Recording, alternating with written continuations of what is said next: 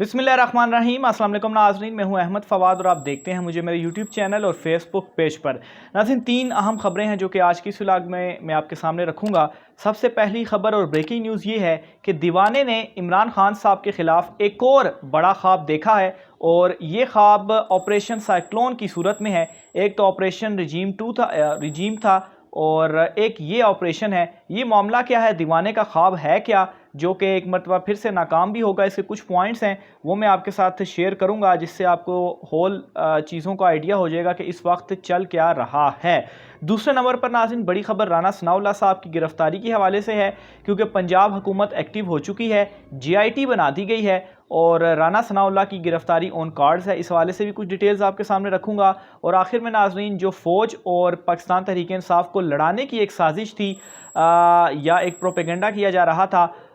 उसको भी मैं नकाब करूंगा और वो प्रोपेगेंडा कैसे अपनी मौत आप मरा है। क्योंकि मेजर ताहिर शहीद साहब जो हैं, जो कि वो हेलीकॉप्टर हादसा हुआ था और उसके बाद जो शोहदा थे उनमें एक मेजर ताहिर साहब भी थे और मेजर ताहिर शहीद साहब के वालिद का इंटरव्यू आया है और उस इंटरव्यू ने जो उन्होंने बड़े वाज़ेह अंदाज में कुछ बयानात दिए हैं, उसके बाद ये सारे का सारा प्रोपेगेंडा अपनी मौत आप मर चुका है। तो सबसे पहले नाज़रीन, आगाज़ तो मैं करता हूँ ये एक नया ऑपरेशन इमरान खान साहब के ख़िलाफ़ जो दीवाने ने ख्वाब देखा है। मेजर आदिल राजा साहब हैं, उनकी जानिब से ये एक ट्वीट किया गया है और इस ट्वीट में इस ऑपरेशन से के हवाले से मुबैना तौर पर ये जो ऑपरेशन है इसकी जो डिटेल्स हैं वो बताई गई हैं। और सीनियर सहाफ़ी फ़खरुर रहमान साहब हैं, उन्होंने भी इस ट्वीट को इंडोर्स किया है और उस पर यह लिखा है कि यू आर राइट, लेकिन इसको जो है वो एक ख्वाब ही करार दिया है। बहरहाल पहले इसके मैं कुछ पॉइंट्स आपके सामने रखता चलूँ और फिर उसके बाद बताऊँगा कि अगर ये किया जाता तो कैसे ये नाकाम होगा। सबसे पहले इस ऑपरेशन में मुबैना तौर पर 2 साल की एक्सटेंशन, फिर उसके बाद इमरान खान साहब की नाअहली, पाकिस्तान तहरीक इंसाफ को कालेअदम करार देना,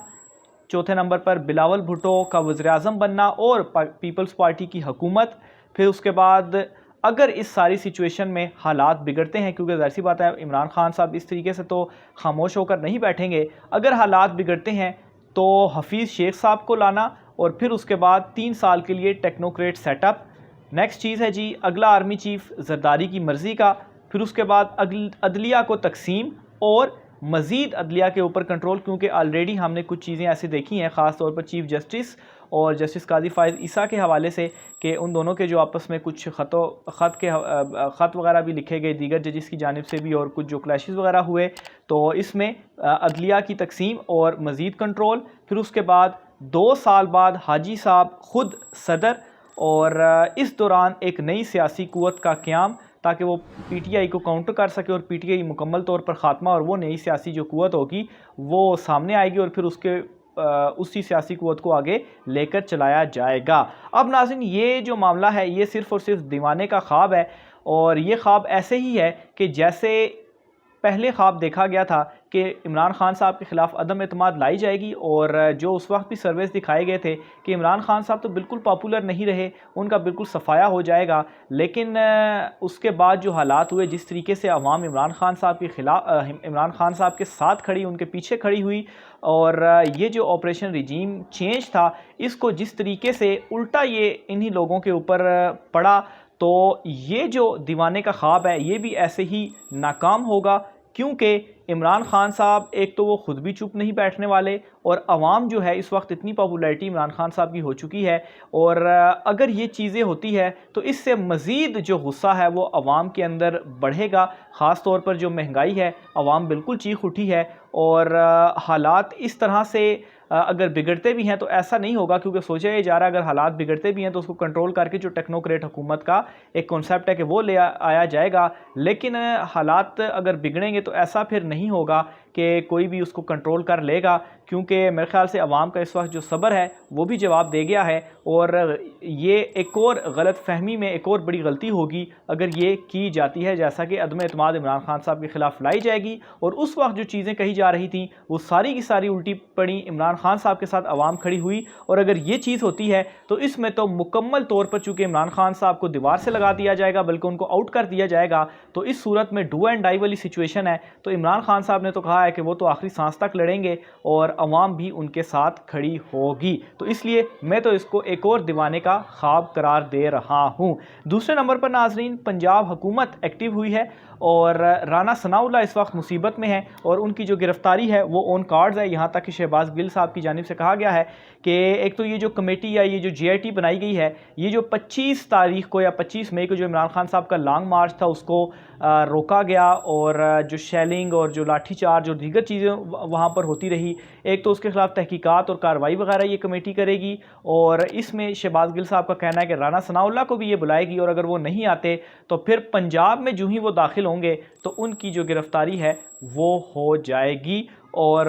ये भी आपको बताता चलूँ, फवाद चौधरी साहब की जानिब से ये इंकशाफ किया गया है कि जब से पंजाब में पाकिस्तान तहरीक इंसाफ की हुकूमत बनी है तो राना सनाउल्लाह डर के इस्लामाबाद में ही बैठे हुए हैं। उनमें ये हिम्मत नहीं हुई कि वो अपने घर जो फैसलाबाद में है, पंजाब में है, वो वहाँ पर आ जाएं। तो बहरहाल ये वही चीज़ पाकिस्तान तहरीक इंसाफ अब इनको वापस कर रही है जो ये तहरीक इंसाफ के ख़िलाफ़ कर रहे थे। आपने देखा कि किस तरीके से केसेस और बहुत सारी चीज़ें PTI के ख़िलाफ़ खोली। तो अब पंजाब में चूँकि उनकी हुकूमत है, KPK में भी उनकी हुकूमत है, तो बहरहाल ये सारी चीज़ें जो हैं वही चीज़ें इनको इन्हीं की जो चपेट है वही पाकिस्तान तहरीक इंसाफ मारने जा रही है। आखिर में नाज़रीन, जो प्रोपेगेंडा के हवाले से मैंने डिटेल्स आपके सामने रखी थी, मामला ये था कि जो सदर मुमलिकत साहब के हवाले से जो प्रोपेगेंडा किया जा रहा था कि ये जनाजे में नहीं गए और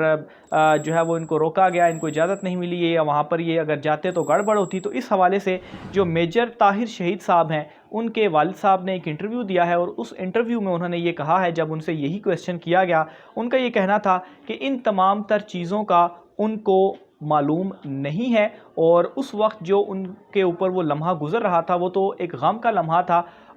वो गमगीन भी थे और उन्हें यहाँ तक भी मालूम नहीं था कि कौन आ रहा है या कौन नहीं आ रहा। और वैसे भी ये चीज़ उनके मुतलका नहीं है और इस बात से उनका कोई भी जो है वो ताल्लुक़ नहीं है या वो इस चीज़ को उन्होंने बिल्कुल जहन में भी नहीं थी कि ये चीज़ होगी, ये चीज़ नहीं होगी। ये जो है वो एक अलग ही लेवल के ऊपर जो है वो हो रही हैं। बहरहाल अभी भी अगर कोई आता है, ताज़ियत करता है, तो वो उसको वेलकम करेंगे और उसके साथ वो मुलाकात करेंगे। तो ये जो बयान है मेजर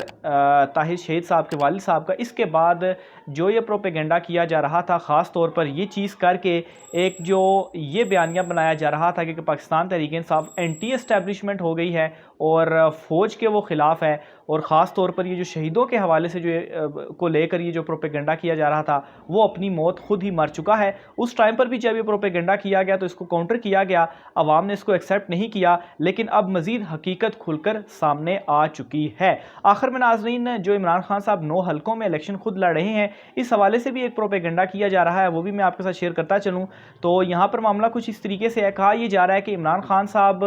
का जो इस्तीफ़ा है बतौर MNA वो अभी तक मंजूर नहीं हुआ, तो इसलिए वो इलेक्शन ही नहीं लड़ सकते। तो यहाँ पर मैं आपको क्लियर करता चलूँ कि इमरान खान साहब ने इस्तीफ़ा दे दिया है, इस्तीफ़ा देने के बाद वो इलेक्शन लड़ सकते हैं। इस्तीफ़े की मंजूर होना या मंजूर ना होना ये अलहदा मामला है, मंजूर करना है तो करें, मंजूर नहीं करना तो ना करें। इमरान खान साहब ने इस्तीफ़ा दे दिया है, इसका मतलब ये है कि वो यहाँ पर लड़ सकते हैं। और जो ज़हनी कैफियत है इस वक्त PDM की वो ये हो चुकी है कि वो ये चीज़ सोच कर खुश हैं कि अगर इमरान खान साहब 9 के 9 हल्के जीतते हैं तो 8 तो उनको छोड़ना पड़ेंगे। यानी कि आप